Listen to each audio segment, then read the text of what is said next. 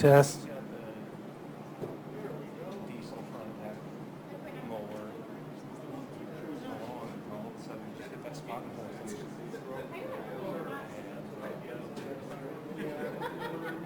You got no choice but to get the tractor out and pull it out. I went out there with my truck. I backed up with the chain on it. The time that I was sitting there stopped, the truck started sinking. And as soon as I touched the gas, all four wheels.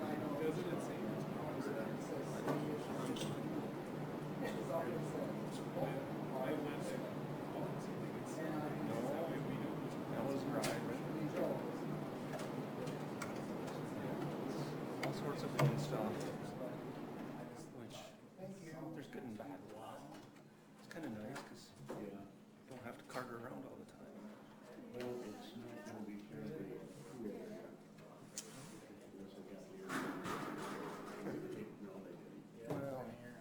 it's no different than the office I'm in now, so I don't think the air conditioner's working. It's just a little toasty. It's a little toasty. Yeah. It's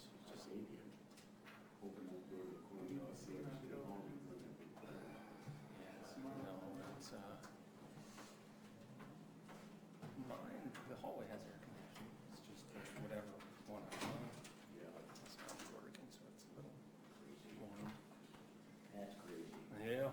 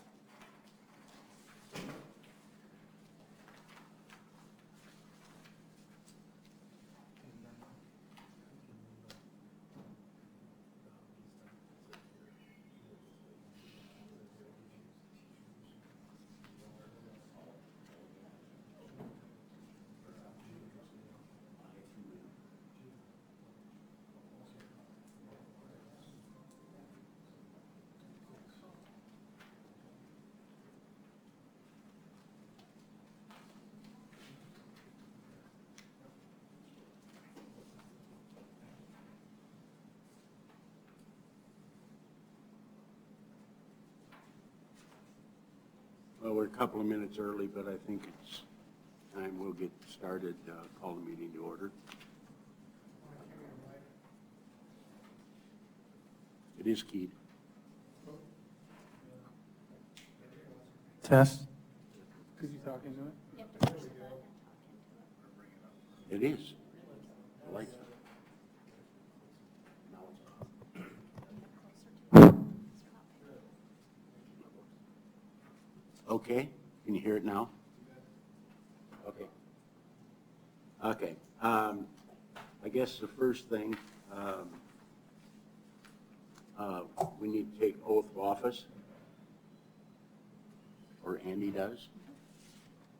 Angel would take care of that. You can just stand right there, it's fine.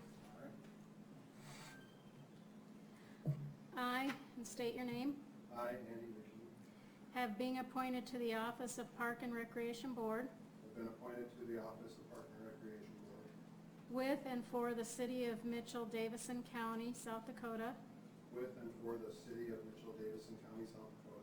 Do solemnly swear that I will support the Constitution of the United States, Do solemnly swear that I will support the Constitution of the United States, the Constitution of the States of South Dakota, the Constitution of the state of South Dakota, and the ordinances of said city of Mitchell, and ordinances of said city of Mitchell, and that I will faithfully and impartially, and that I will faithfully and impartially, to the best of my knowledge and ability, to the best of my knowledge and ability, perform all the duties of the office of Park and Recreation Board. perform all the duties of the office of Parks and Recreation Board. Thank you. Welcome aboard.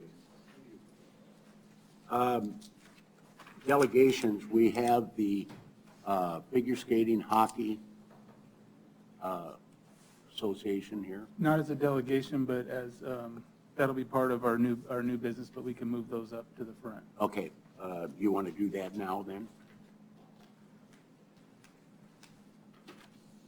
We can, I think so, yep, if you want to.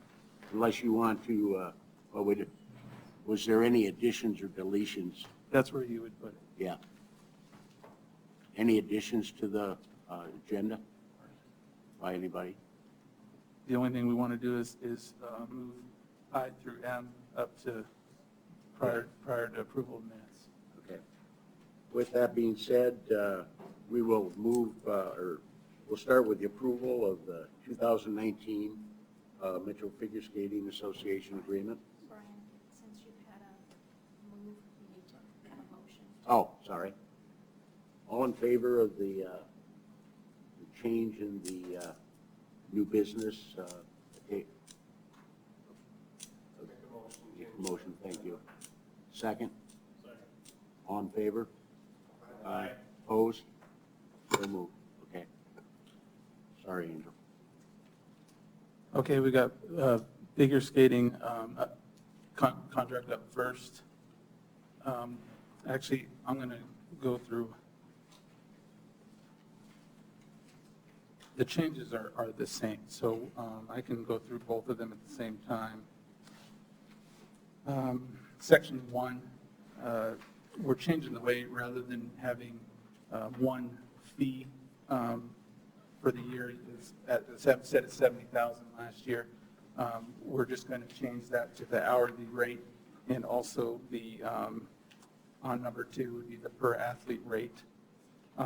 Number 1, I'm sorry, that's the schedule change to the third. Ice will be in and ready for hockey and figure skating on the 3rd Monday of September. And with that, they want to pull the month of May. So that'll help us out, and that'll also help them out at the same time. So the per athlete fee would be the $17 for ages 13 and up, and $7 for ages 12 and under. And then the hourly rate would be set at $63. This would put us right around that $70,000 mark that we're used to. And that's what's budgeted. For figure skating, same thing, same schedule change, same fees. Number 7, we were just changing when the schedule needs to be in. Prior, it was, I think, October 1st. Is that correct, Dan? or yeah, sometime in, I think it was November, but we're going to have two opportunities for them to do a schedule, and that would be September 15th for the fall and December 1st for the winter and spring months. We're doing that rather than November 1st, which was we were doing the entire season after it already started. And I believe those are the same for both groups. Number 3, it's the sports complex policy manual.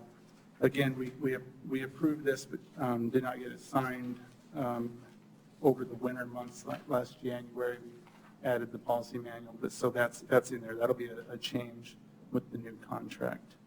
And moving forward, also to be in accordance with the bylaws, the Parks Board President will be signing contracts moving forward.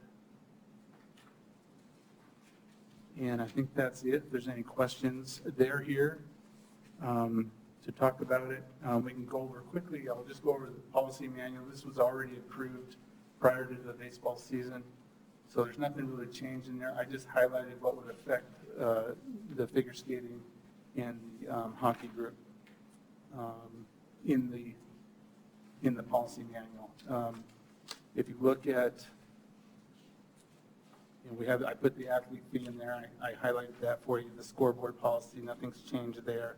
The key policy. This is what all groups use. It's the same fee structure for baseball, softball, tennis, and am I missing any other? Soccer.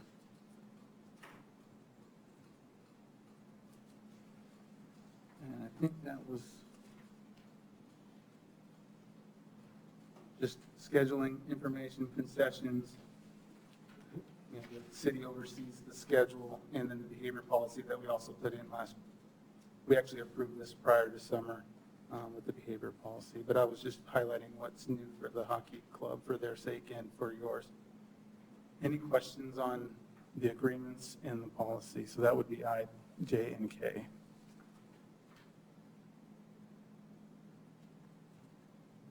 And they're here to, if they want to talk about it, they can talk about it. Please state your name Okay. to the board. Wade Ziegeldorf, representing the Mitchell figure skating group. So some of mine I think are pretty easy, and one is how do we define an athlete? Because we've got folks that don't compete. It's just I think I know the intent, but I want to make sure we understand the intent. So It would just be who's on your roster that uses the facility. So for our case, any participant basically is. Not any participant, so if they're not on your roster, so an outside group coming in using the facility, it would not Okay. get the fee. It would just be who's on your association's roster. Okay. All right. Mhm. Like I said, I think most of mine are pretty easy.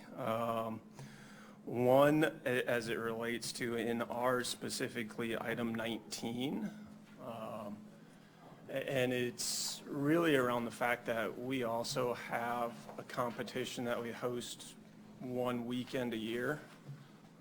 So trying to make that language potentially a little more equitable, where rather than it just says hockey tournaments, it's your weekend scheduled events. Just for the sake of a correction, because I see an error, number 19, it says MSHA, it should be MFSA, which should be figure skating. We'll make that edit.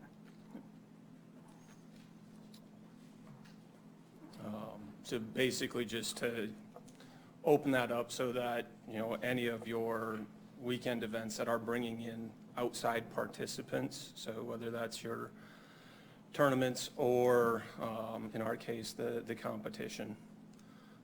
And then the other question was really around use time on the weekends for those events, and I'm guessing both associations would ask for this, a discounted rate for bringing in outside people that are staying in hotels. Don't know if that's a potential or not, but. Yeah, any special events, we ask that the clubs go to the Sports and Events Authority first. And Okay. if they get denied, then you come to the board and make your request to the board. Okay. Yep. Those were the ones that I had. Thank you. Okay. Any questions from the board?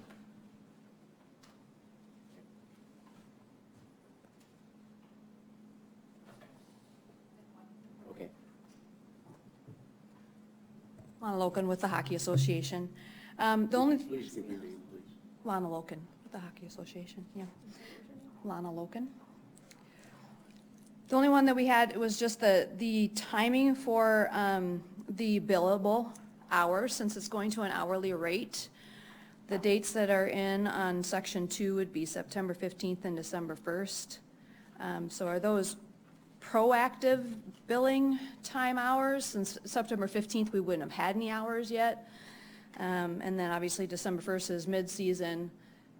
We go through the end of February, end of March with, season, and then obviously we have some off-season billable hours through the end of April. Just wondering how that's going to go as far as who's going to track them, how we're going to bill them. If we wouldn't use the hours and we're billed, is there a reimbursement policy? Just logistics, I guess. Yep, so on the 15th and the 1st, you would have your scheduled hours that, because we're going to schedule around those hours with the other clubs. So then you'd pay for that. So any changes throughout the season that Dan will be tracking will adjust on December 1st if there's any adjustments needed in your fee. If it's less hours for some reason, or if it's more hours, we'll make that adjustment there. And then again at the end of the season for the December 1st timeframe. So should we, for end of season, should we just plan when the ice comes out then? That's what I would say, yes. Okay. Yep. Great, thank you. Mhm.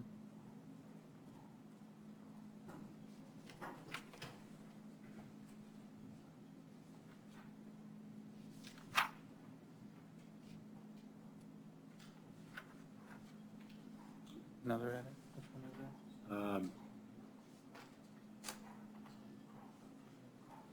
We need to address this contract now or after the changes. Yep, and so, on the first page of figure skating, it was actually correct in the hockey, but it's 2019, not 2018, first paragraph.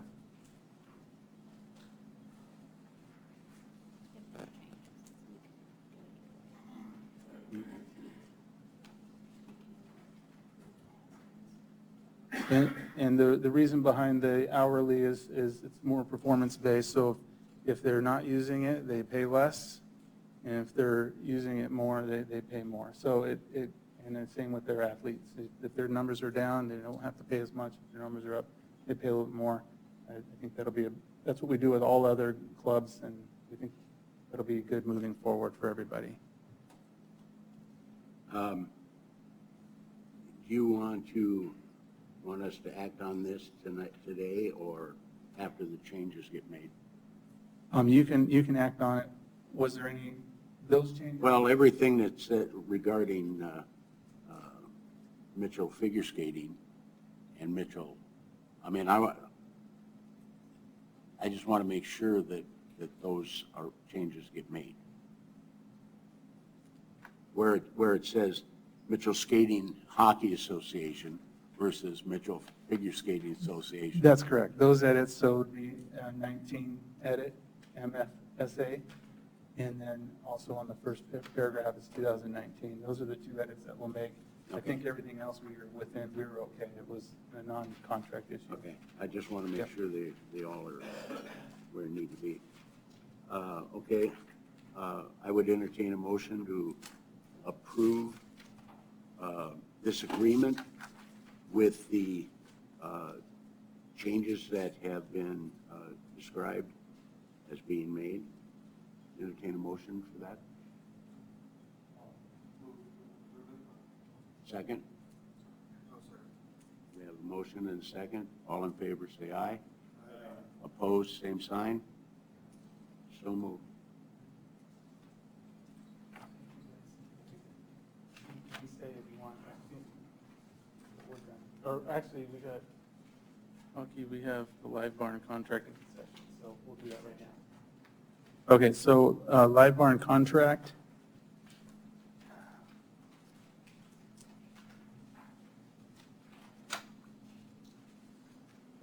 Lon, would you be willing to explain the live barn program?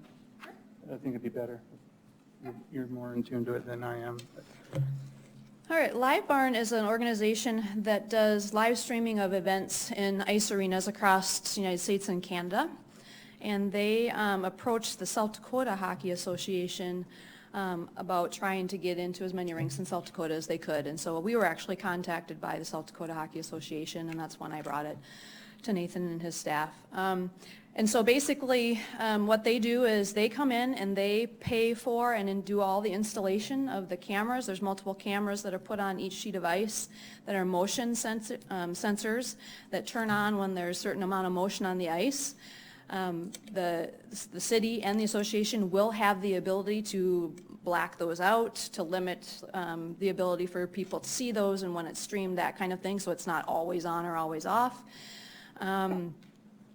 And they provide technical support, and so basically the language that has been kind of modified from their contract, it was adding the association in so that the technical support and all the marketing language that's in there would be, they'd be working with the hockey association on that. The city wouldn't be expected to put anything up on their websites or do any of that kind of stuff. The association would do that part of it. What other questions do you have about it? If they have any questions, and then other than that, we'll get into the contract. Any questions about the program? So that, we'd be just giving approval to put the cameras in place. You'll be also, that's correct. And it's unmanned cameras, I will say, I don't know if she said that, unmanned, so people can still do live streaming from their phones, or a video crew could come in and do video. So that's not an issue. Okay. Who's in charge of operating that? That would be the association. We are only allowing it in the facility. And I can go through that real quick. In the contract, we will have to sign a contract, and it looks like we would all be signing together, so the association would sign as well. The main points that were in there that we could not do would be 6.1, 6.2, 6.3, and 6.4. You can see the section, I deleted it, but in the new contract, it would just say association will provide those things. It's just, I deleted that what we as a city won't, or a Parks and Rec department won't be providing. We will not be providing a marketing contact. We will not promote Live Barn through all avenues. 6.1 is provide or promoting Live Barn. 6.2 is a marketing contact. 6.3 is a banner or link on our website. And 6.4 is to announce Live Barn on all social media networks. We changed the contract to say that's the association's agreement with Live Barn. And the only other change that I saw that came back to me today was 45-day notice to discontinue rather than 30. It was originally 90. I tried to get it down to 30. They brought it back at 45.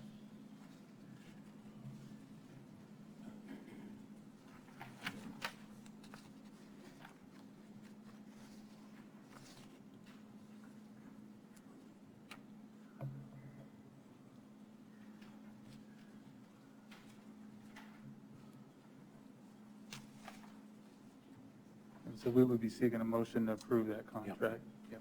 I'll entertain a motion to approve the venue agreement with the Live Barn as submitted with changes as noted in red.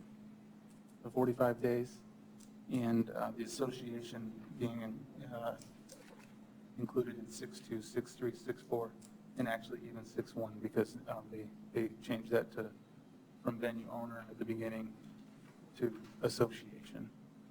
That also include on 4, did you say 4.4? 6.1, 6.2, 6.3, 6.4. That one is just as noted, so you're okay. You would be approving that. Do we have a motion?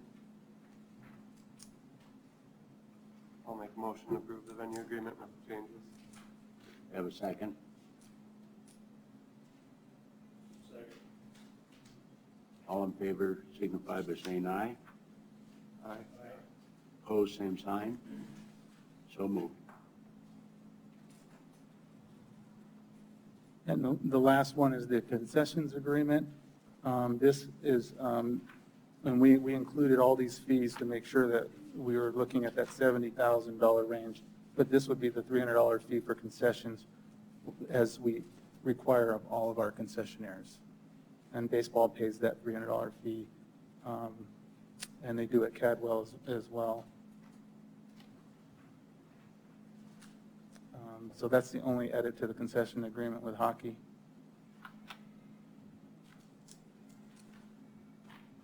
Nate, can I ask a question on how did we come up with $300? Well, it was zero before, I know. so it's the starting point. I'm talking about for all the other concessions. Yeah, We didn't know how much they were spending, or how much they were making, so we didn't want to put them under, but that's, go ahead. I believe there was a contract that we found that was recent that had 250 on it. And when I stepped into this role, I don't believe we ever found in recent past that it was charged out, but that's kind of where I believe we got that number. We believe it was 250 and they weren't collecting, is what he's saying. well, I mean, We you went know, from there. it concerns me, for example, and I'm just bringing this up in general, not on this particular contract, but in general. I mean, concessions are big. There's a lot of money in concessions. Would we be better off to go on a percentage basis? Well, we're concerned about shooting ourselves in the foot because that's how I think the associations pay us for their fees, so. Well, obviously, based on what you just told me, it can be in there, but that doesn't mean they pay us. Correct? Said it was 250 and never collected? Before, we don't know. We just don't have the history there. We have been collecting in the last 3 years. Just something that, you know. Yeah. And I will mean- say all these fees were adopted during the fees last year, so these are not new. I know, no, Okay. For Andy's sake too. yeah. I just, you know, it's something I think this board needs to keep track of Yep. on the future. 'Cause we don't want to give it away either. Yep. So, okay.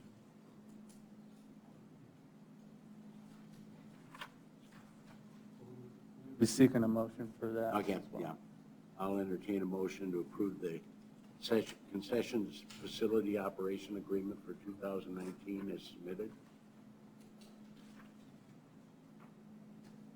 You know what? Anybody can make a motion.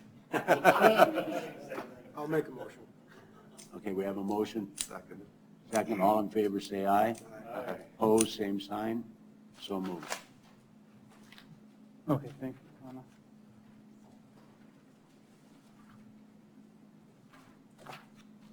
Floor's yours, Brian. Hmm? Okay. We have approval of minutes from the last meeting. Everybody had an opportunity to review them. Unless there's no questions, I'd entertain a motion. We approve the minutes as submitted. Second. Okay. All in favor, say aye. Aye. Opposed, same sign. So moved. Approval of bills.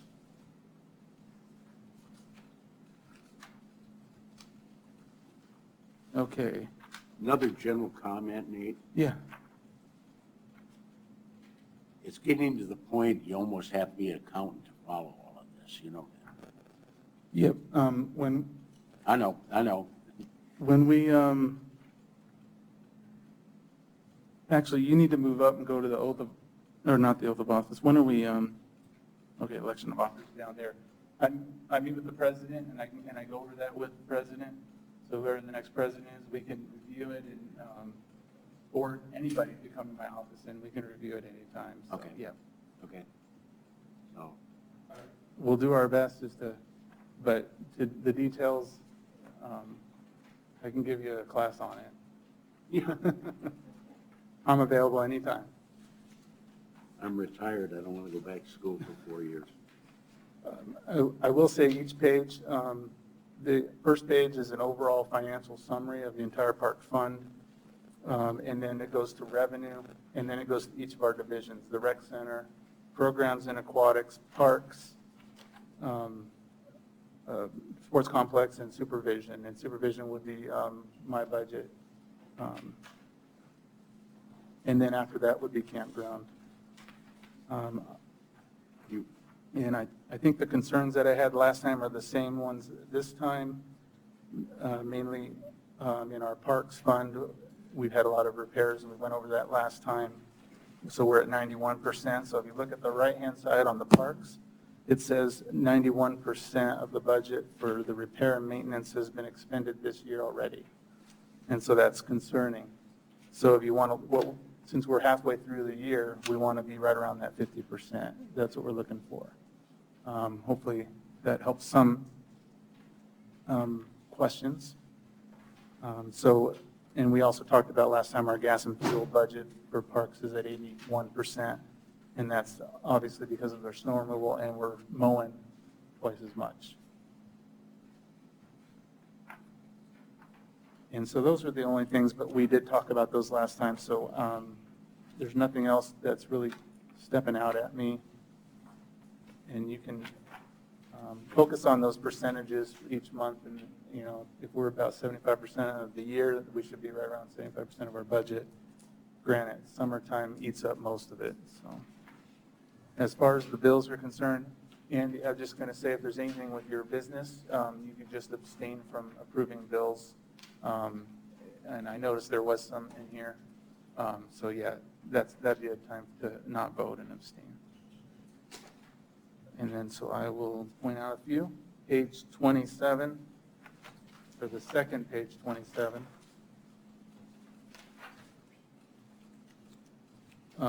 Supplies and materials for sports complexes for $2,278. It's soccer irrigation and valves, some issues that we had out there this year.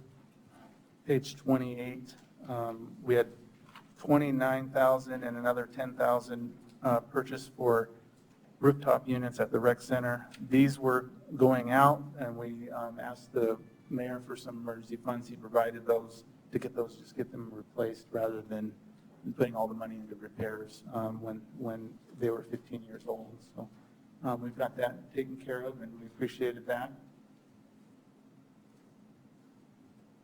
Kevin, can you say how many units we did? 5. Yep. Page 28, the second page. Capital equipment, so trailer, and that was in our capital budget to haul equipment back and forth from Cadwell to the Pepsi complex. Page 29, under capital Mueller lumber there, the Northridge and Sandy Beach restrooms, that's where that money's going, the $14,000 plus there.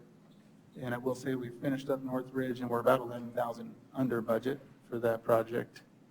And we're right now working on Sandy Beach.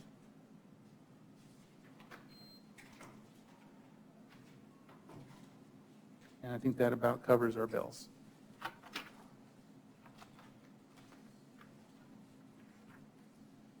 Entertain a motion to approve the bills as submitted. I'll move to approve the bills. Do I have a second? Second. All in favor signify by saying aye. Aye. Opposed, same sign. So moved. And one abstention? Yeah, that's where would you abstain? Yeah. I was just quiet. Yeah, say abstain, that'd be great. Yep. Okay.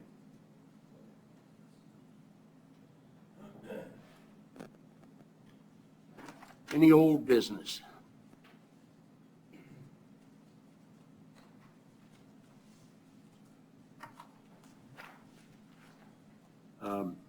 I might have some, but I don't know if this is the opportunity or the time to bring it up. So I will hold it in until we can discuss it regarding another department in this city. So.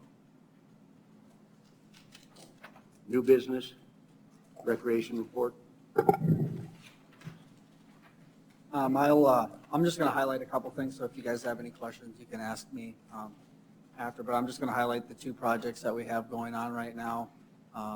If you've been up there, we're redoing the parking lot up at the rec center, started last week.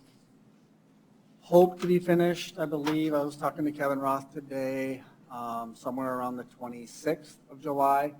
They're going to shut off the west side of the parking lot tomorrow. So now anybody coming to the rec center for anything will have to use the Kimball Street exit and then park in the school parking lot. It's not paved yet, it's still gravel, but he said it's okay to park on that and walk up.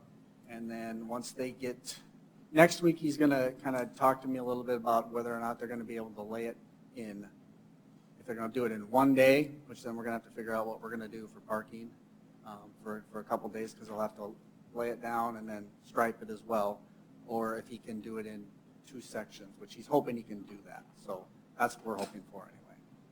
So that project is going on, and then starting tomorrow as well, the Indoor Aquatic Center will be shut down until next Saturday. We're going to do some chemical work in there for some cleaning. Is there signage on the Kimball Street entrance? For ours, Yeah, do not enter. there is signage. I cannot remember what it says. The do not enter is going the other way, so that we Yeah. would have to cover that out for leaving. And we talked about putting a sign. Yeah, I had talked to Andy, or to Josh Harvey. He was going to try and make up a sign for me to put on the Main Street side in front of the cones that says, use Kimball Street entrance, but I haven't seen that quite yet. Yeah, I so. just want to make sure that the Kimball Street entrance has got the proper Yeah, I think- signage. I can't remember if those signs have a little screw in them that go down for when they don't need that. I think they fold down. Yeah, I think so. Yep. Yep, and we can we might even we should probably look at a sign for the Kimball Street entrance to say rec center entrance here, so they know where. Yeah, I'm going to call him when I get done to see where he was at with that, so. So those are the two projects, the main projects, so if anybody has any other questions about my report, I can answer them. They're doing the pool, Mhm. that's just a normal cleanup, or what does that take care of the issue they have Yes, here? yes, yep, we're working with Pitts The on that. rusty Yep. on the bottom? Yep, so we don't have to drain it. I was asked that a Yeah. couple times in the last few weeks. Yep. Why a week? And I said, well, Yeah, it takes about, we're hoping it'll take about 1.5 to 2 days to bring the chemicals down to the certain level. They have to be down to a certain level before you put this chemical in. And then they put it in, wait 3 days to see how it's going, see if it'll lift up. And then it'll take, hopefully, 2 or 3 days to bring the levels back up to where they're supposed to be for swimming. and that's supposed to take care of that Yep. problem that's on the Yep. pool floor. Supposed to, so we're hoping it does. Yep. And if it doesn't? Mr. Mayor, yeah, could you turn on your mic when you talk? And if it doesn't, are they gonna go back and, I don't believe so. We have, no, once, if it doesn't work, we'll take over from that point, and we would look at closing the pool the city's and expense? drain it. So, yeah, next summer would be a planned, you're supposed to drain and clean your pool every 2 years, so next summer we would drain it anyway and try a different cleaner when we're doing our regular maintenance on it. Thanks, Kevin. Parks and Forestry report. Well, like Nate said, that Northridge restrooms are completed now and finally open for the public to use. Still working on hangers and trees from the last snowstorm. We're also trying to do some of our tree removals that we didn't get done last winter. We did a boater safety thing with the kids from MB's over here on Main Street. They came out to the campground, did a little safety talk, and then we took them out on the paddle boats, gave them kind of rides. We changed the sites 21 through 24 at the campground. We took out every other site and made one site in each one of them and re-angled them, made them longer because it was too small for campers. And then we fogged the city twice now for mosquitoes. I'm looking at doing third time here next week or so. And then just the typical day-to-day operations. Public questions? Questions? Oh, you done? Oh, you done? Yeah. Oh. First question. What issues have we had with fog in the city for mosquitoes? As far as when we're actual spraying, or No, I would be more interested in, have we had any issues? just, we had one issue about, a complaint came in about somebody was too close to the machine and they didn't get shut down in time by a gas station. Is that what you're talking to them about? Yeah. Yeah, they were talked to, trained beforehand. She just forgot to shut it off soon enough before she got to that business. Nate, isn't that something we should have been advised of?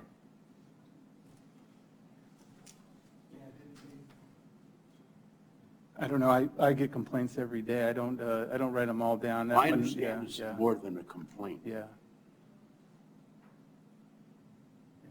Sorry, just one that I overlooked. Justin, do you know anything about it? I guess I don't know what you're looking for. Well, my understanding was a woman was pumping gas at a gas station and the fogger went by. She was not the only one there. And she got inhaled. A good deal of this ended up with pneumonia. My understanding is that's what I've heard. If I could tell you that that's what caused it, I would, but I'm not, it was a complaint, they filed with the city, an insurance claim like most claims, and it's up to the insurance company. my real question is, isn't that something this board should have been notified on or not? Simple question. Yeah, I don't know. Usually I put my major incidents in here. I didn't put that one in here, so I just didn't see it as a major incident, but it's possible. Okay. I mean, I can write down every complaint I get every day, but Well, I mean, this is somewhat, I would consider more than a complaint. But well, and one of our sprayers, they did turn it off at the site. Those things still run even though they're not spraying. And as far as I was told, she had turned it off. And so it's one word against somebody else's, and I don't want to. Yeah. It's an employee matter, and Okay, moving along. Two things that I noted since our last meeting. There was one guy out trimming trees with one of those chainsaws all by himself.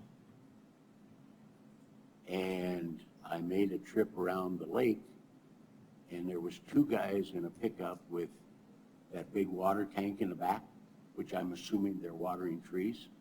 No, we're using that for trimming weed whip and stuff. We're short vehicles right now, so that, no, Okay. they weren't watering trees too. No. This Okay. was two different situations. There's two guys watering trees and one guy with a chainsaw cutting down branches. That bothers me when there's somebody out with equipment that could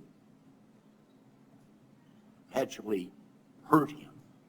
He could be cutting down a branch and the branch falls on him and he has no help.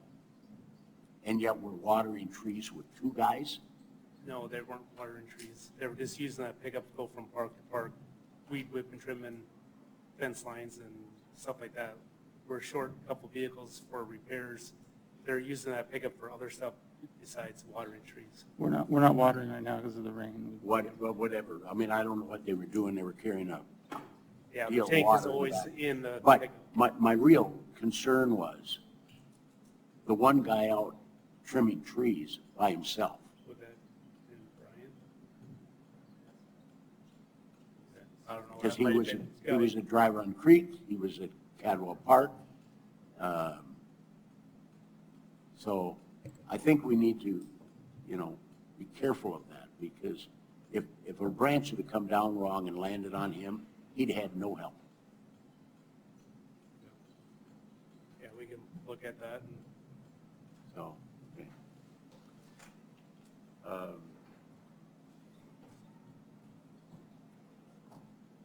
Dan? got the Sunday posts up. Those went out, new ones went in really easily. Just kind of go back on that. The company had no idea how that had happened. They'd never had that issue in any other instance. When we took those old posts out, we didn't find any hole in the bottom of the post or where the welds were. It looked like the water had potentially come in the top where there's a piece of steel or like a little nipple sticking up on top, and then the rafter part sits on that. It looked like it could have potentially come in through there. So new ones in, everything's up. So I think we're in good shape. As far as everything else goes, there's a few lights out in the outfields that we haven't been able to change. On the softball fields, it's too wet. All the other lights are in working order. Our irrigation's up and running everywhere. So far, so good. We're just getting everything kind of prepped for the next. We've got 3 state tournaments. We've got a youth tournament in about a week and a half, or a little over a week, and then we've got the state Legion and then the state amateur tournament coming up. So kind of just getting ready for that. Questions? Well, I want to commend your help. I helped my son do the Kiwanis baseball tournament. I was out to the girls softball tournament that brought in, 40 some teams. Your help was very good, easy to work with. When we asked them to do this, that, they did it. Hard-working kids, I commend them for that. One thing as far as in the future, I don't know, I do know some figures that some of these tournaments make. And I just think maybe next year that the Mitchell Park and Rec Association, or the board, not the board, but the Rec Association does maybe sponsor a couple tournaments to bring in, I mean, in my opinion, and I heard this from talking to people from all over the state, probably one of the best facilities in South Dakota is sitting here in Mitchell. And there shouldn't be a softball field, baseball field empty, especially on the weekends. It should be full every weekend. And if we can get that done, that's going to bring a lot of revenue into Mitchell. The chamber just hired someone, an event person that's actually working on just that and helping, and we work with them, and they'll be talking with our associations about keeping these tournaments here in town and making sure we're getting more, as many as we can, even with the swim club. I know they've been talking with the swim club already, so that's a good thing as well. And I think the swim club's looking at bringing in a second tournament. So. Well, they're money makers. I don't know where all that money goes, and I know the Kiwanis goes back to kids, which is good. Some of the other ones, not sure, but it's something that I think the rec department can put on some girls softball, fast pitch, little league, whatever you want to call it. Keep these fields busy, and keeping them busy keeps the kids, your staff busy. Yes, you have to hire more staff, but they did a very good job. I'll pass it along to them. I will say this weekend too, we have a 35 and over women's slow pitch tournament that we haven't really had consistently. And then just today, I think it's August 10th and 11th, we do have a men's slow pitch tournament that does want to come here. So yeah, 2 more than we normally do this year. I had a question from, I'll call a young lady that I went to high school with and graduated with. Ask, would the city Park and Rec consider renting Cadwell Stadium? Now, For what purpose? well, I'll give you the rest of the story. Yep. Her dad, the field or the park is named after her father. Okay. And she wants to, we're having our 50th year class reunion coming up in September. And she would like to, and most of us, I knew her dad very well, and he deserves to have that park named after him. But her and her brother, she had a twin brother who passed away a few years back. And with the class all coming back, she was hoping that she could rent Cadwell Stadium. And one of the things that we're going to be doing is a tour of the city. And I said, maybe you'd be better off, rather than rent it, set it up on a tour, and Park and Rec could have somebody that would open the gate and let them walk through and see what the field is like now. Yeah, absolutely. Because most of them were there when it was basically dirt. Sure. I mean, so I thought that, I mean, when she said she's willing to rent it, and I'm sitting there, whoa. I mean, there's no need to rent it. I mean, because we're not going to use it. Right. She just wants basically a walkthrough. Yep, absolutely. So that's You something. can put whoever in contact with me or the rec, and we'll take care of it. Yeah, it's Deb Cantwell Hendricks. And I talk with her every week, so if we can set something up, I think that'd be great. Absolutely. So, like I said, the field's named after her dad, so. Yep. Anyway.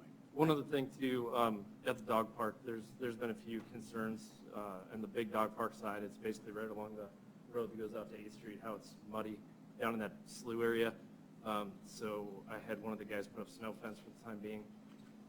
I think what I would like to do is basically just move that permanent fence that's there, move it out of that slough up to the north. It's either that or add a bunch of dirt to it to get it to raise so it doesn't get muddy again, and that would be a lot of dirt to do. And I'm basically talking about moving probably 25 feet of fence and just going around that low area. But for now, I just have it snow fenced off. So Isn't that low area a slough? it is. There's cattails I mean, right on the other side of that you fence. could keep putting dirt in there every year and it It's- will yeah. never fill. I mean, Steve, those guys did it, I think, 5 years ago. And if you look at it, you could add truckloads and truckloads of dirt. So I think we're just going to move that fence in and just call it. Good idea. Yep. Okay, thank you.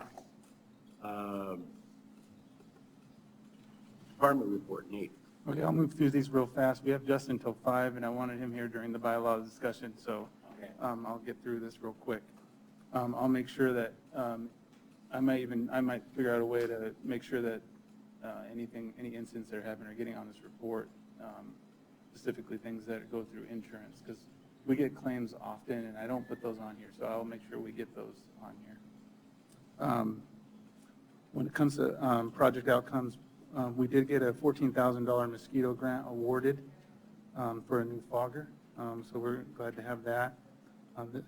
We were talking about the Northridge restrooms complete. We're working through the Lake Mitchell public plan. That's kind of on hold for another month. Some people are on vacation through July that are working on it, and so we'll restart that in August. The day camp playground installation has just been delayed because of weather. There's not too much we can do about these weather problems that we've been having, but we're doing our best. And we're working through the 2020 budget review. On the last page here, change in park status. Again, the indoor pool cleaning is scheduled this weekend. The Dry Run Creek Trail is also closed for the time being. I don't know, I haven't had any word yet on when they plan on opening it, but they're looking the end of July, and we're hoping to get it open for the disc golf tournament at the end of the month. And then the parking lot construction closure as well. So I got that on there. We'll get those incidents on there, Brian. And then the public requests as well. Online disc golf course map, that's a good idea, something that I can work on. A request to have Adopt a Trail program added to our Adopted Access program. I think that's also a good idea. And then we're also going to talk today about the bicycles at the Sportsman's Club that you requested. And so we'll get to that real quick on the water quality report, which you asked that I'd add each month as well. Just to go over, it, rain is good for Lake Mitchell, so that's what I can tell you right now. We've had basically no toxin levels this year. Chlorophyll levels are down to nothing this year. Our phosphorus levels are to what to be expected. I haven't seen those really change at this point. They're just not as high as they were last year. And we added the phosphorus levels for the wetland area, which is we're monitoring the phosphorus levels right there at that wetland. And just to give you an idea, we want those numbers to be below 80 to have good water quality. You can see how bad phosphorus is in Lake Mitchell. And that'll do my reports, and we can go in. If there's any questions, I can answer those. Otherwise, Brian, you can take over.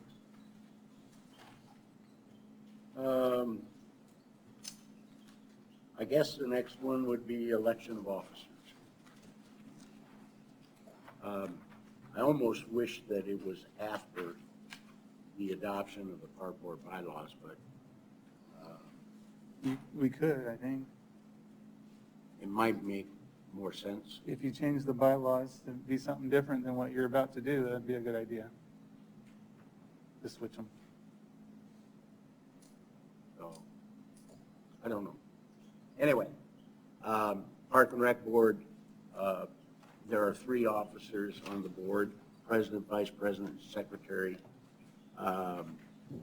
I would entertain any nominations for president. I'll nominate Brian Johnson. You've been here the longest. You should know most of what's going on. I'll nominate Brian for president. Okay, is there any other nominations for president? If not, I'll entertain a motion the nominations cease. Motion to cease the nominations. Second? Second. All in favor, signify by saying aye. Aye. So moved. Vice President. Now it Entertain- is, Melody's still Well, for us. You can nominate anyone that's not here. That'd be okay. okay, so I'll entertain a motion to nominate Vice President. I can, or you, I can't. Anybody can make a nomination for vice president, whether the person is here or not. You can nominate somebody in this room, or if you seek to have Melanie still be vice president, you can make the nomination if somebody seconds it. Because the term on, Doesn't matter. okay, Because every year you're holding a new election of Okay. officers, so. Moving forward. okay. We just found the bylaw. I found the bylaws last month. I didn't even know Okay. you had any. Okay. Anyway, I'll entertain a nomination for Vice President. I would like to nominate Denny Merrick as Vice President. Second. Any other nominations for Vice President? If not, I will enter, all in favor, Vice President Denny Merrick, signify by saying aye. Aye. Aye. Opposed? So moved. Okay, any nominations for secretary? Brian, you have to cease the nominations. Oh, I'm sorry. Forgive me. Yeah, I need to, any motion to nominate, cease nominations for vice president. Motion to cease nominations Okay. for vice president. Okay. All in favor signify by saying aye. Aye. Same sign, opposed? Okay, that work for you? Thank you. Okay, now nominations for secretary.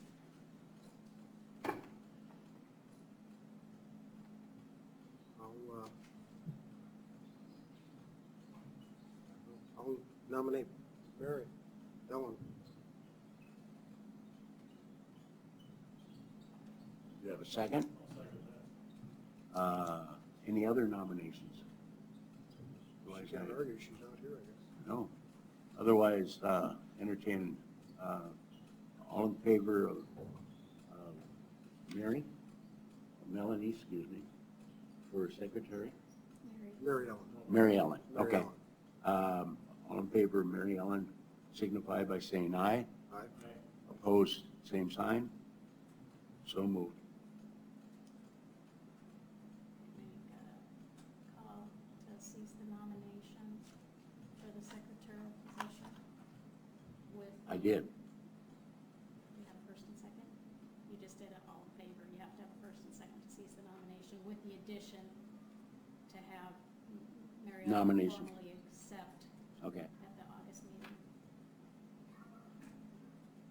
Any other nominations? Otherwise, I have no additional nominations. I'd entertain a motion to cease nominations. Do you have a second? All in favor signify by saying aye. Aye. Opposed, same sign. So moved.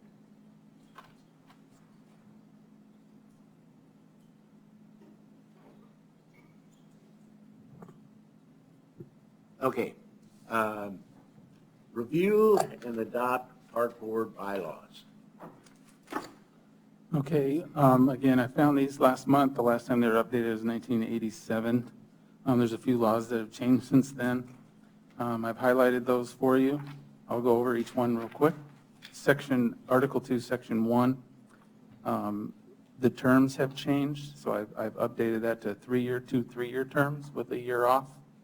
And that's under a 2008 ordinance, the 3-1-1. So that is something that we can't change. All right.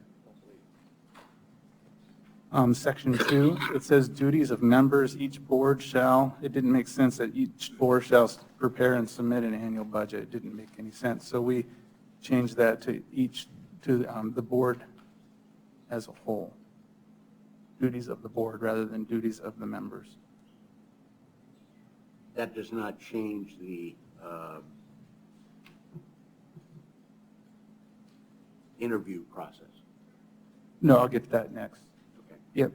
Section 2.1, there's a 2005 ordinance that's changed that as well, 1-6-2, which the mayor is responsible for hiring department heads, and it'd be his call if he wanted a committee or the hiring committee. It's who he chooses. So Well, I know in the past, Nate, yeah. There was a group made up of board members, council members, and in some cases, the mayor that did interviews. The law's changed since then, though. It has. In 2008, yeah. That was a law issue.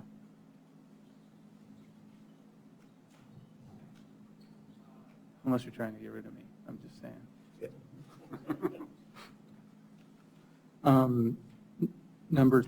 Section 2, 3, and 6, instead of using the word prepare, it's really, we prepare it for you and you approve it. So I don't know that you guys would want to prepare the budget, but I can prepare it for you and you approve it. That would be the ideal way to go about that.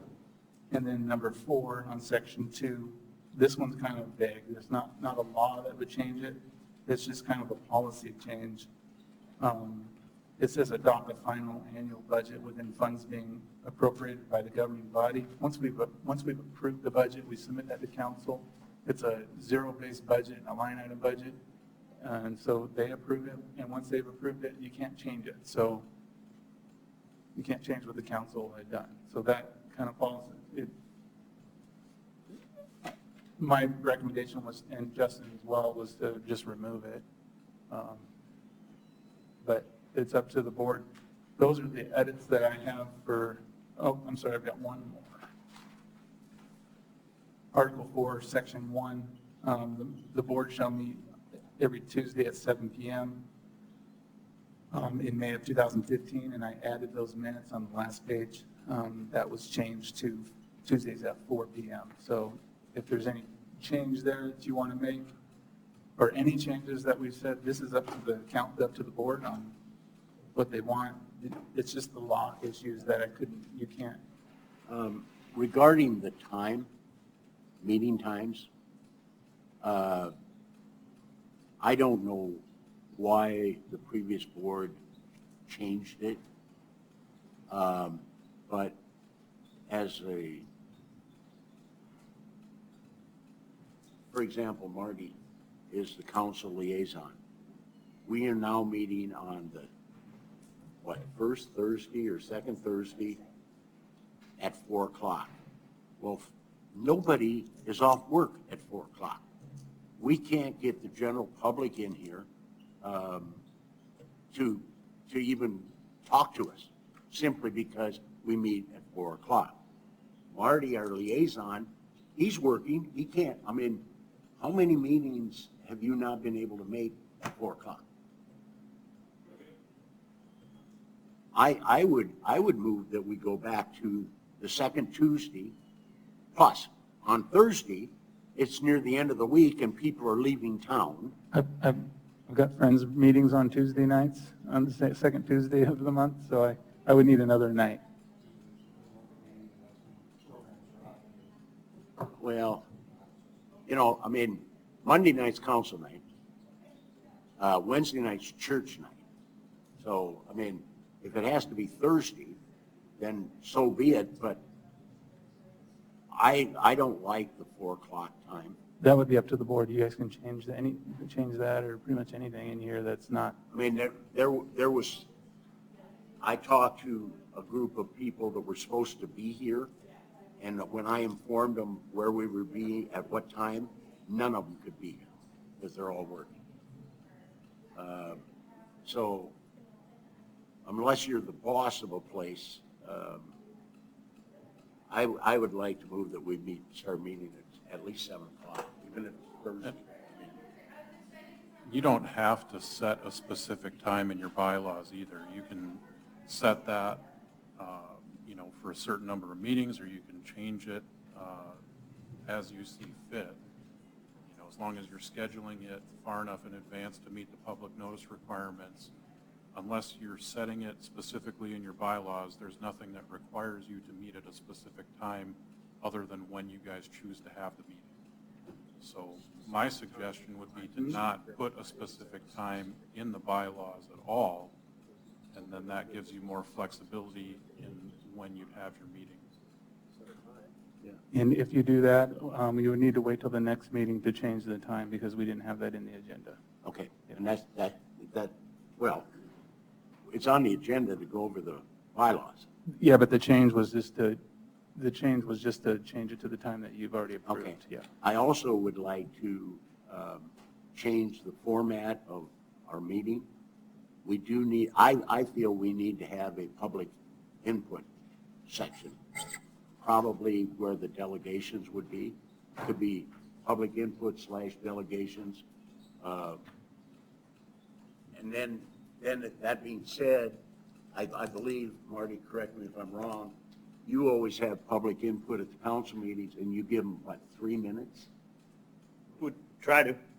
I mean, but I mean, That's you know, the direction that seriously, Mary if has. somebody comes in to talk to us, Yep. 3 minutes isn't much. I would, That would be section 2, just so everyone knows in the bylaws. yeah, I would recommend at least, 3 to 5, but, I wouldn't go much over that. But every other department, I believe, now has a public input that has a board. Yeah, you can definitely offer it. Justin, would they be able to make all the changes now, or would you want to just adjust it and come back and approve it next time? Because there's a lot of changes. Yeah, it's fine to bring it back, bring all the changes back next time. Yeah. I guess the only potential downside in waiting is maybe you've got another meeting in there where if they wanted to change the meeting times, and it still says in the bylaws they're supposed to meet now, could delay that a month, I guess. Well, going back to what you mentioned before, Justin, about the time, I mean, if the date is what needs to be stated, not the time, I think that gives this board some room for movement. Right. I question your 7 o'clock. I think it might be too late. I think we're going to have the same problem. I really do. 5:45? I think if it's something where if you're worried about the work thing, and move it right after work schedule kind of attitude, like at 5:30 or something like that. I think you start getting 7 now, I think you're getting in too late where you have that same problem. We may be too early here, and I'm maybe not disagreeing with that, Brian, but I think 7's also too late. Tis the reason why one of the things the council did is we moved to 6 o'clock on purpose, because we were at 7:30 before, and now all of a sudden, if you notice the chambers on 6 o'clock on Monday nights, we got a pretty decent crowd because of where we're at, sort of in between that kind of thing. So for what it's worth, why lock in a time? Let's just put the date down, the second Thursday of the month, and then maybe isolate out the time at a later date too, so. I think ultimately, as far as the board members, are concerned, for me, I like it being a consistent time, simply because then I can plan my schedule accordingly. I mean, the day and the time, both are important as far as I'm concerned. Right. I think what Justin's getting at is the fact that we don't have to come back and change the bylaws if we want to change our time. It's the fact that just the date is there, but personally, we can all sort of have the acceptance that we know it's always every second Thursday at 5:30. It just doesn't have to be written that it's at 5:30, but we can sort of personally set a standard time in our brain kind of attitude that this one is going to be a public announcement. Usually what the planning commission does is they'll set the next meeting at this meeting. So say that today was the Park and Rec Board meeting. At this meeting, you'd have an agenda item that would schedule the next meeting. So that would be an addition on section 2. We could add that at the bottom. Right. So if there's ever a day that you want to come forward, we can, or if you want to go backwards, we can, but majority of the time, we know the standard meeting time is 5:30, let's say, but there might be a month that we need to move it because of something going on within the city. Maybe there's a special event or a holiday like the 4th. Right, then we can go ahead and move it because it's not stated that time in the bylaws, just the date, for what it's worth. I just think it gives that's the fine. board flexibility. Does the rest of the board have, is a change in time, that 4 o'clock is just, to me, is not a good time. So, I'd vote for 6. I like a lot easier. okay, we don't have to put it in the bylaws? What we'll do in the bylaws, we'll set the meeting time and date at each meeting. And so we would we'd automatically set it for the following the second Thursday at 6 PM, but you can change that if there's an event that comes up, which will happen. And we can cancel the meeting as well, if for whatever reason. Well, I mean, ideally, we shouldn't have to cancel a meeting. I mean, there are days where we can't get a quorum. I mean, that's what I mean. That's the quorum. understandable. Yeah. But ultimately, I mean, when you agree to serve on a board, you're committing your time to that board. It's not just, so you do the best you can. We all miss meetings, but you may I would recommend the board read through here because there is a comment regarding if you miss too many meetings. So take a few minutes to go through and review that. Enough said. All right. So we need a motion to accept the new bylaws with the edits on section 1, or Article 4, section 1. Let me just go through them real quick. We're going to remove Article 2. Section 1 is going to change to 3-year term instead of 5-year. Section 2, we're going to duties of the board. We're going to move 2-1. We're going to change the word prepare to adopt. Or, I can't remember the words. And then number 4, we're also going to remove. In section 1, rather than having the time in the minutes, we're going to remove Article 4, section 1. And in section 2, we will say add a public comment to our delegations and also set a meeting date and time at the end before we adjourn. That's what you would be approving, unless there's any other edits that.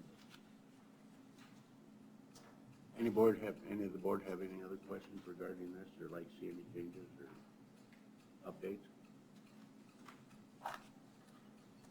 If not, I'll entertain a motion that we approve the updated bylaws as provided and explained to us.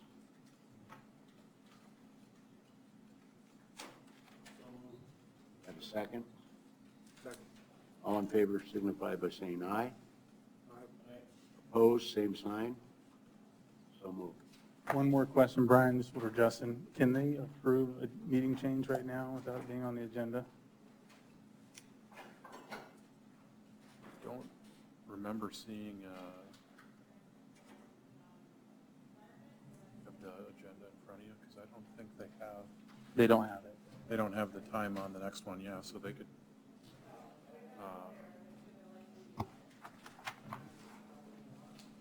yeah, they can still set the time for the next meeting. All right, you are okay to set your time right now Okay. for the next meeting, and we'll make sure it's on the agenda next month. So we're going for the second Thursday at 6 o'clock.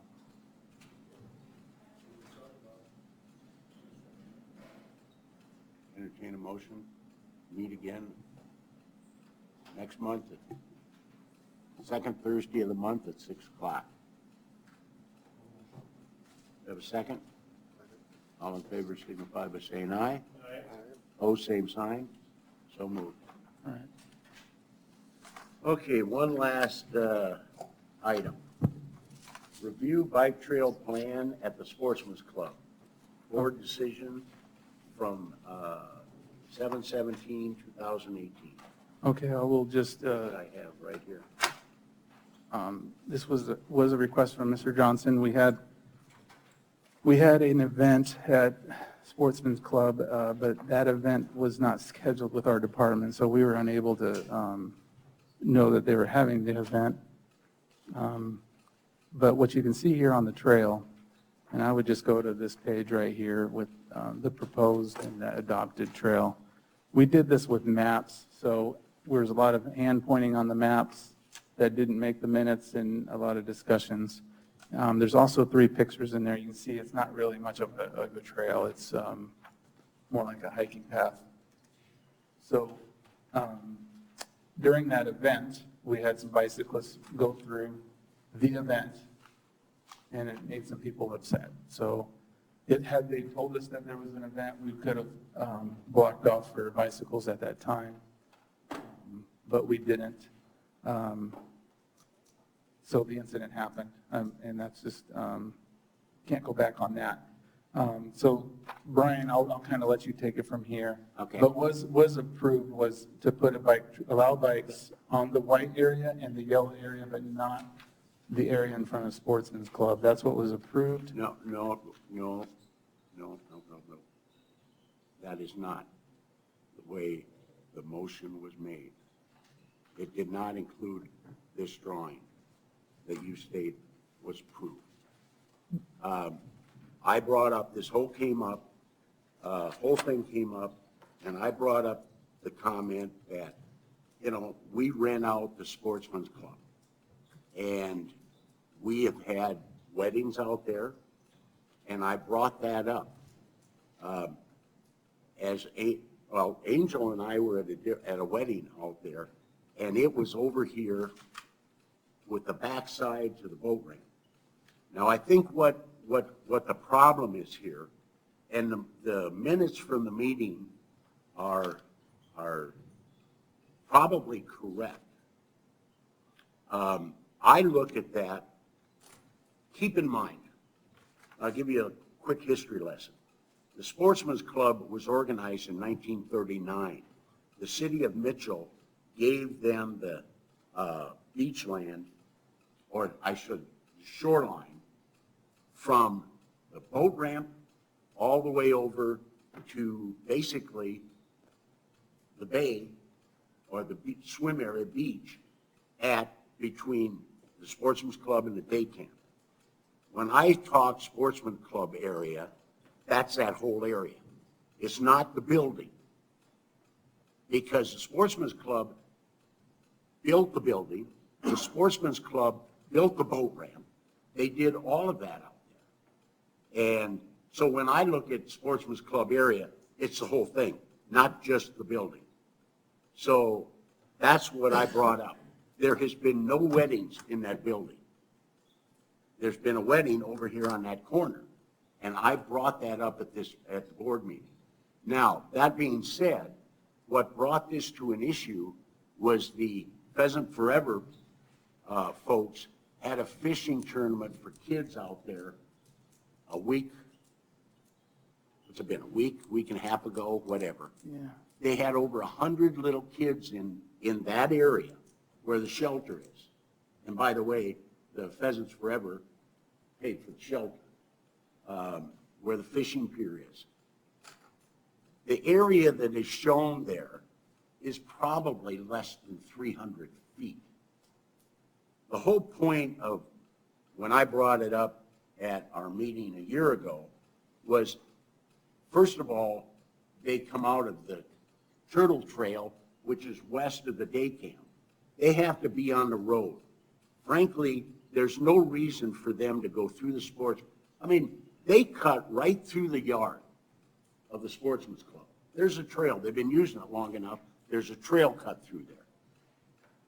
And they come out or go in by the boat ramp, and I'm not kidding you, it can't be 2 feet wide. The problem I had is I got calls from the Pheasant Forever people, and there was 9 guys went through there when they were holding their fishing tournament with little kids. There was one family had 2 babies on a blanket, and these bikes were within 2 feet of those babies. They were not happy, and they donated the shelter. I don't know who paid for the fishing pier. It wouldn't surprise me if they didn't give money for that as well. But there's no reason the bikes need to even get in there. There is an ordinance that they should not, they could have been written a ticket for endangering pedestrians. Well, but- there's no signage up. Ultimately, when I got this picture, if you read what was in the minutes, it says Sportsman's Club area. It doesn't say just the building. I sat there and when I got the calls from the Pheasant Forever people, and just for Nate, my brother-in-law is the president of it. It's not fun when your brother-in-law comes and chews your back end out, because the guys that went through actually mouthed off to him, told them that they could do pretty much whatever they wanted to out there. Now, I'm sorry, but if we have to make another motion to make this right, I would make a motion that we eliminate not only the day camp, but the Sportsman Club area, the whole area, and maybe even Camp Arroyo, because we rent that out as well. And if people pay good money, $120 or whatever it is, they shouldn't have to put up with guys riding their bikes through there. Anyway, I don't know where we go from here. Reading the minutes basically address it. The only thing that's different is the picture. Well, Palace City Peddlers was the one that brought it to the board, and his understanding was this, and that's why we understood it when he left the meeting. And he's not here to defend himself, but the only other thing to do would be to put signage up. And the question isn't really the trail, because it's a hiking path. The question more, I think, is, do you want bikes in that area or not? So there's nothing really wrong with the trail itself. It could be a hiking trail. Well, if it's a hiking trail, why wouldn't you use sidewalks? For hiking? Through that area.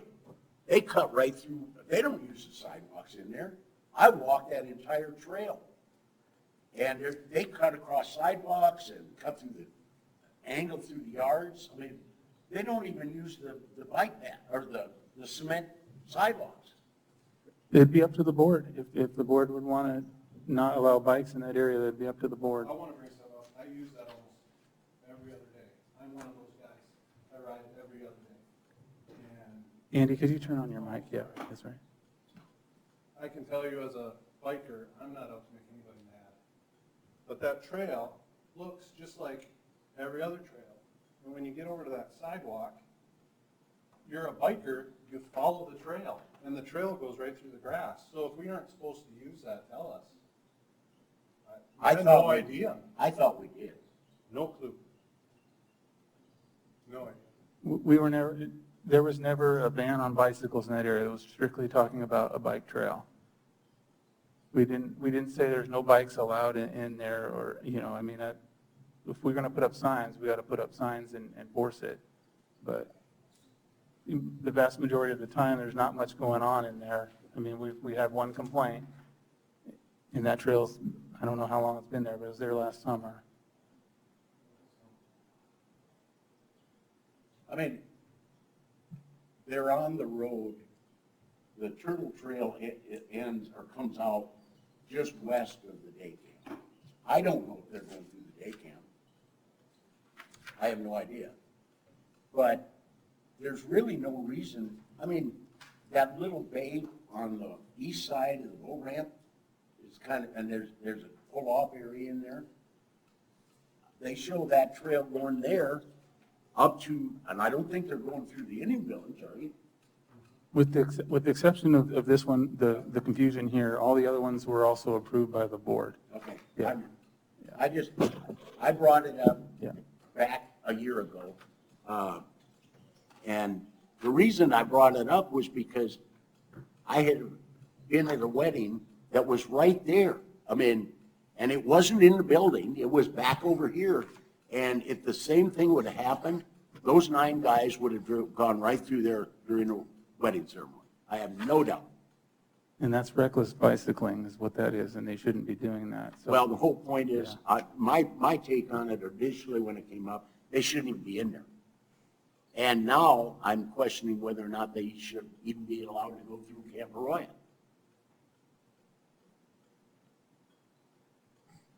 today we would have to just address this one, and then we can bring up the next one next time. But today, it would be up to the board if they wanted to not allow bicycles in that area. Nathan, though, the proposal that you got from Pedal, I'm drawing a blank. Anyway, they left you with the thought that they're going to go around the lake side of the sportsman area. Yes, and we told them that they couldn't, and we brought them back in. I don't know if this trail was existing at the time. I'm looking at from your existing trail to proposed trail. So you left them with the proposed thought. They thought that this would be the area that they couldn't bike. Right. That we wouldn't allow bicycles. And there's fences there, so we knew we didn't want to do that anyways. Correct.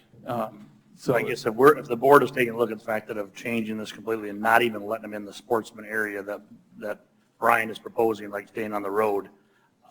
Well, they don't even get on the road at the Sportsman's Club. They're off the road all the way. Correct. Which is the reason of the type of biking that they're doing. I would say that we need to bring them in and have them here with the board, for they have a right to defend themselves and give their own side of the story with the board making a decision without them here. we can do that, and if you want to review the day camp. I don't want this board to sit here and make a decision. I'll say, no, we're not going to Camp Aurora. We never had a chance for them to come here and defend themselves.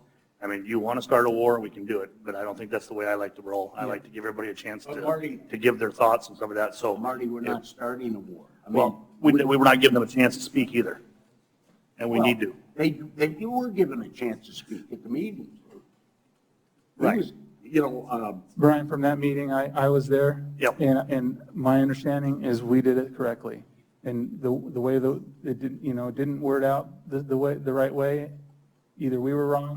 Correct, that's what I'm I getting mean, we at. just don't know who, it's neither here nor there. The trail's in, and we need to, There's some miscommunication somewhere. All I'm saying is if we want to do this, put it to the next board meeting, invite them to come here to Hall, have a nice open discussion, and what's the most safest and best way to make this happen, is all I'm saying. Same thing we do at city council. You give a chance for them to come in and have their voice for opportunity, their voice for opinion. If they decide not to show up, we'll make our decision and move forward. if we do that, Just so I know, just so when I'm riding, am I supposed to use this yellow trail or not? you can use the trail as long as there's no sign saying you cannot. Okay. Yep. There's nothing saying, we don't have any trail around the lake that says no bicycling at this point. And honestly, I take the road right there most of the time anyway. I really do, just because it's so short and it's not very. Right, they might not have a It's problem not with it. very They might far. say, great idea, we'll stay on the road and we're all happy, but I just don't want to make a change without their thoughts or their opinions. And there's no reason to jump to it now compared to wait a month. If the board would like to bring in Pal City Peddlers and I mean, I We would need guess a we motion to we table. addressed it. Obviously, some of us took it differently than others. You know, when it says, you know, the motion, the minutes, we approved it, and it states right in there, you know, the Sportsman's Club, the shelter, I mean, they even mentioned the shelter. And maybe part of it is the miscommunication, and I remember what you're exactly talking about, the sportsman's area. I know exactly, I agree with you. And I don't know if there's that communication out there exactly what is Well, I mean, truly my the question is, sportsman area. why can't we because- just put up signage? We can, that would be up to the board to do that, but I mean, do we have to, I mean, why, we'll just put up signs. Why would we have to readdress it?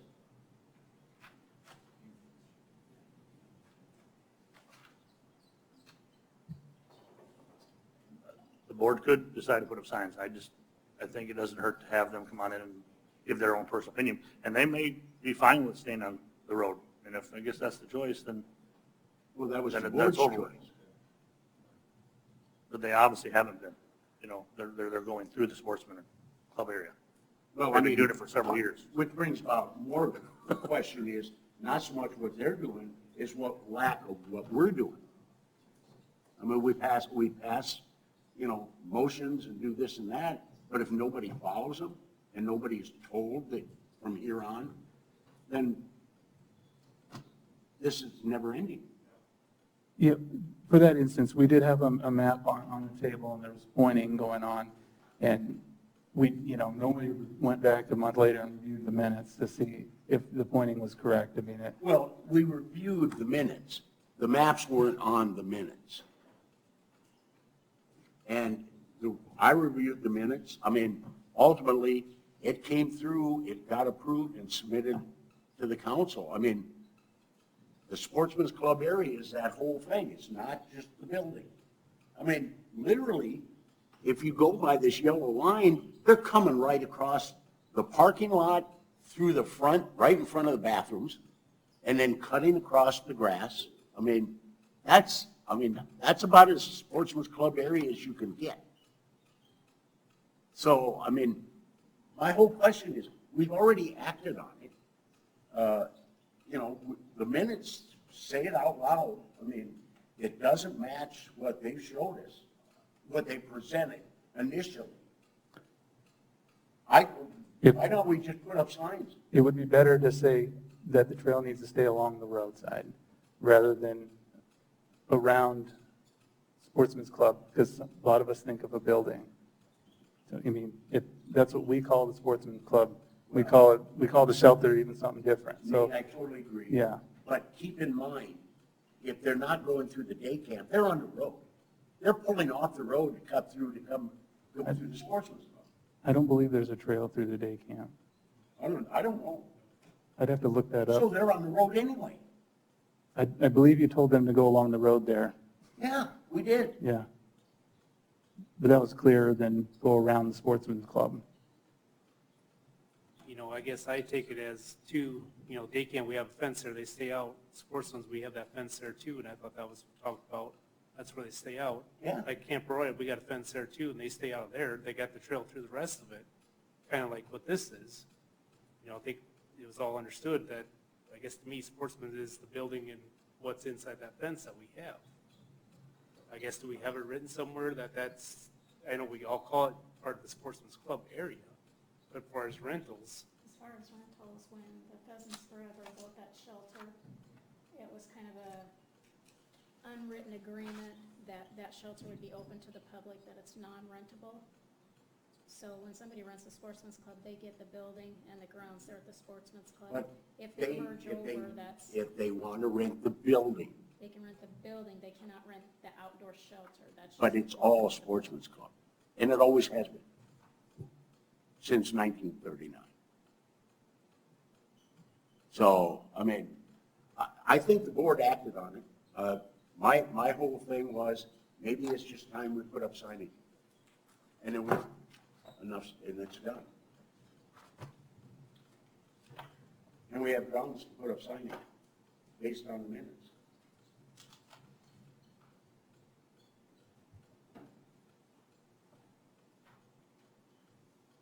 It'll be up to the board. comments from the board?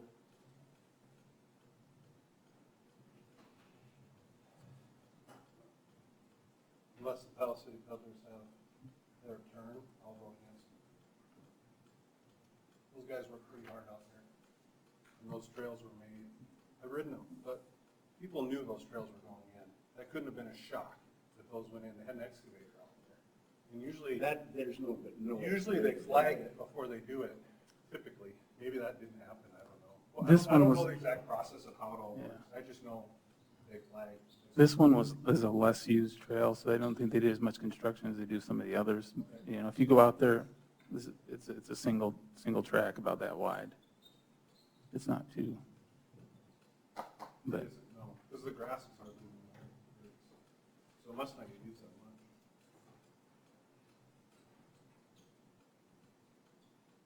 Chris, did you have something? I guess my only problem would be if people are driving through the middle of events, but I mean, that's already against the law, so. I mean, you see people out there fishing and when events are going, you see boats going by, I mean, it's not like you get a lot of privacy. Yeah, but that's a boat going by and, you know, these guys go right through the crowd. I mean, they're getting close to the shelter and between the shelter and they go across, going down to the fishing pier. And really, if you get time, take a walk out there. Well, I do, I walk the I run whole- through there every morning. Yeah, I mean, it doesn't make any sense, the route they took. If they cut in right there in front of the building and then shoot across, back down by the sidewalk and go, they don't use the sidewalk, but they go down by the sidewalk, by the fishing pier, and then out around, and they come through where the fence ends and where literally the drop off to the boat ramp is.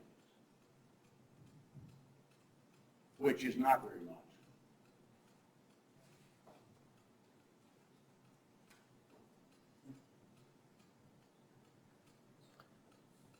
You can either make a motion to do that, or you can make a motion to table it till next month with the invite to Palace City Peddlers.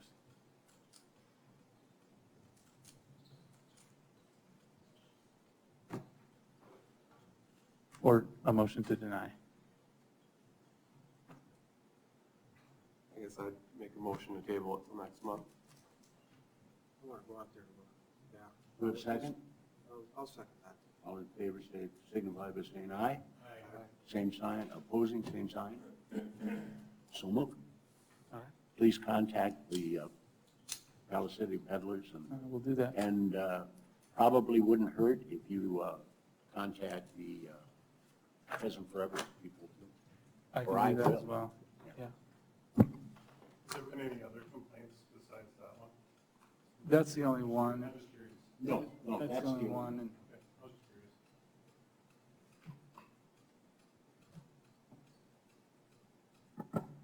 Nathan, let the peddlers know that obviously Brian is concerning other areas too. If we're going through Camp Aurora, obviously you brought the point up, make sure they're knowing that it's not just the sportsman area, that he wants to visit about other areas too, so I'm assuming. You know, common decency would say, if you're riding your bike out there, if there was nobody in there, no harm done. But, if you've got 100 little kids running around there, why would you even want to go through there? And that just made no sense whatsoever.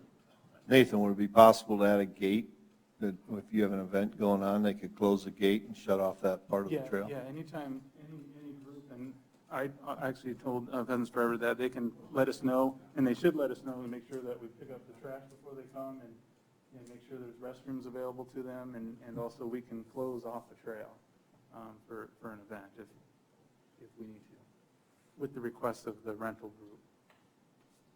And for Pheasants Forever, they're not renting it, but they're still holding an event, and we would accommodate. I guess what would have happened if, we get people rent the Sportsman's Club, if somebody would have rented that building and this was going on the same weekend, we would have had them issues too.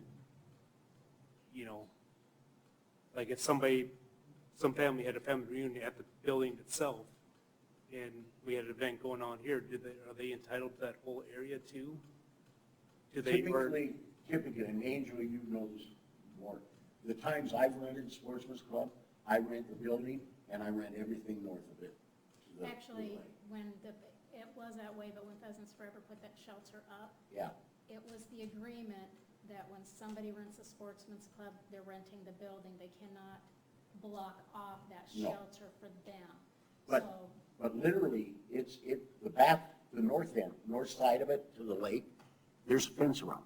Yeah, that's. So that's they how it's can't, referred they to. can't get in there. I mean, they can walk over there, they can go walk over and use the fishing pier.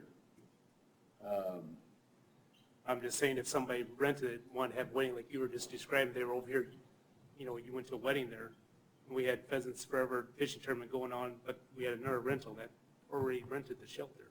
We would have the same issue. yeah, well, when somebody rents the Sportsman's Club, I tell them what they're renting is the building. Well, and- And the grounds there, that anything to the side of that where the Pheasants Forever, that's always open to the public, and there may be public or an event going on, and that they just, that's. they But have to be aware that's of vice versa, those what Steve's But saying. that brings up another issue, as Angel indicated. You know, we ended up putting bathroom doors outside and inside on the building. And the general public, the only place they can go to the bathroom is the Sportsman's Club. So if we're using that east area as a park with that shelter, those bathrooms should be open every day. I'll let Steve comment on that. We tried that one summer when Dusty was here. We had more complaints from the people that had the shelter rented because the public could use them and they were just trashed, dirty. We would send staff and clean it, make sure it's clean before the rental. But before they got there, other people have used it.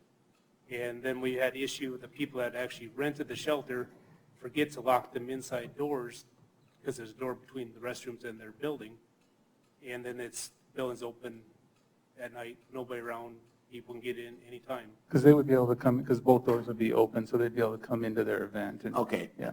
That's fine. And that's Then- most Saturdays. Then it's a matter of, we need people out there to open it up in the morning, and people will go out there and shut it down at night. The rentals, they go till 11 o'clock at night. We just don't have the staff. When Pheasants Forever built that shelter, they knew the understanding that they would not have access to the Sportsman's Club bathrooms, whoever uses the shelter. You would need an exterior bathroom not connected to that building. Well, so be it. I mean, ultimately, that's what those doors were put on for, and we're not using them.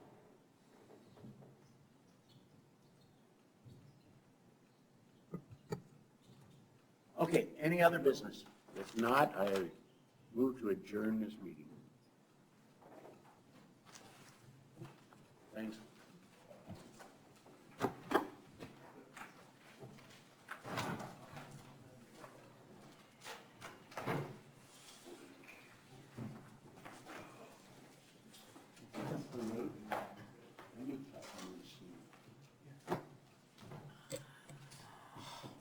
And that boat dock that's out there. That boat dock that's out there, that the city built, when Pheasants Forever built that shelter, it was with the understanding that the city fund that handicap fishing pier. So that's who paid for that. So, just so that you know. See, I do have a little history.